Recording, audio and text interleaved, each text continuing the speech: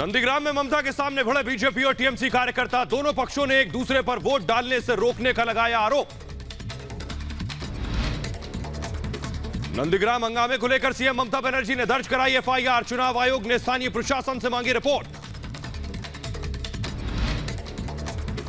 Polling booth पर हुए हंगामे पर बीजेपी टीएमसी आमने सामने। ममता बोली, बंगाल में बाहरी लोगों से भी ने की हिंसा, शुभेंदु का पलटवार, टीएमसी ने की गुंडागर्दी।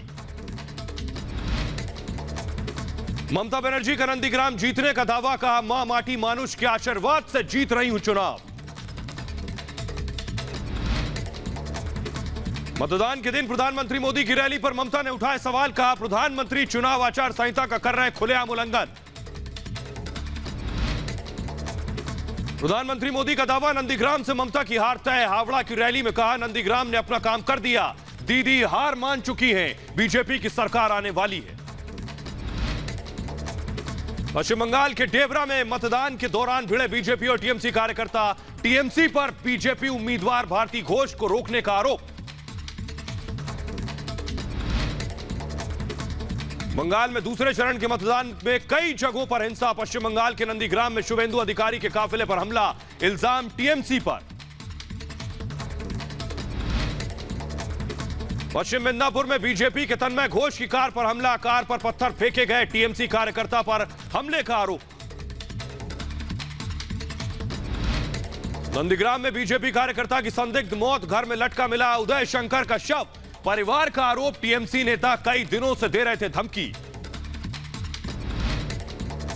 पश्चिमी मिदनापुर में सीपीएम समर्थकों ने सड़क पर लगाया जाम, वोट देने से रोकने का लगाया आरोप। कोलकाता में लेफ्ट डेलीगेशन ने चुनाव आयोग से की मुलाकात, बीजेपी और टीएमसी के खिलाफ शिकायत।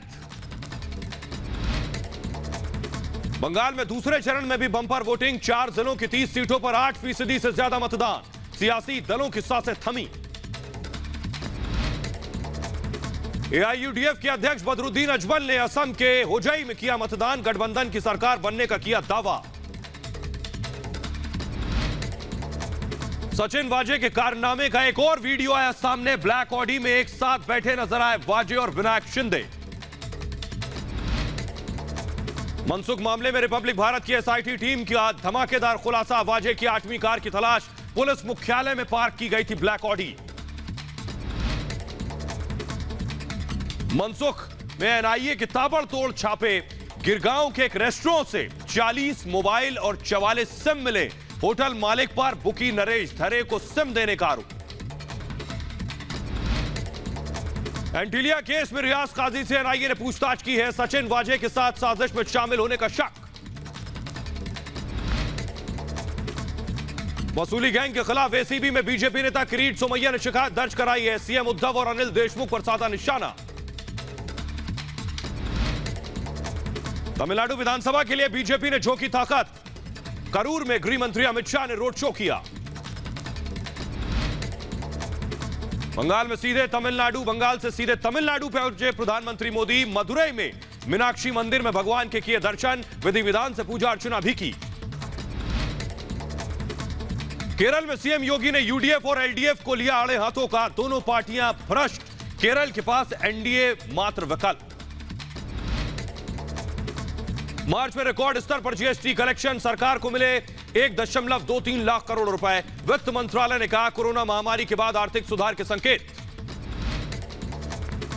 श्रीनगर के नौगाम में आतंकी हमला, बीजेपी नेता अनवर खान के घर आतंकियों ने की फायरिंग, हमले में एक जवान घायल, आतंकियों ने छीने हथियार। श्रीनगर में सीआरपीएफ के जवान को श्रद्धांजलि दी गई, नौगाम हमले में शहीद हुए थे दीपक रतन। छत्तीसगढ़ में बड़ी नक्सली साजिश नाकाम, राजनांदगांव में आईटीबीपी ने सर्च ऑपरेशन के दौरान 2 आईडी डिफ्यूज किए। गुजरात कांग्रेस एमएलए ने सदन में फाड़ा लव जिहाद बिल, कहा मुसलमानों के खिलाफ भ्रम फैलाया जा रहा। उत्तराखंड के खटीमा में 25 एकड़ गेहूं की फसल जलकर खाक, दमकल विभाग ने बमुश्किल आग पर काबू पाया। नासिक के जिला कोर्ट के रिकॉर्ड रूम में आग लगी, कई अहम फाइलें जलकर राख हो गई, फायर ब्रिगेड ने आग पर काबू किया। देश में कोरोना का कहर बढ़ा, 6 महीने बाद रिकॉर्ड तोड़ 72,000 नए कोरोना केस, 459 लोगों की मौत।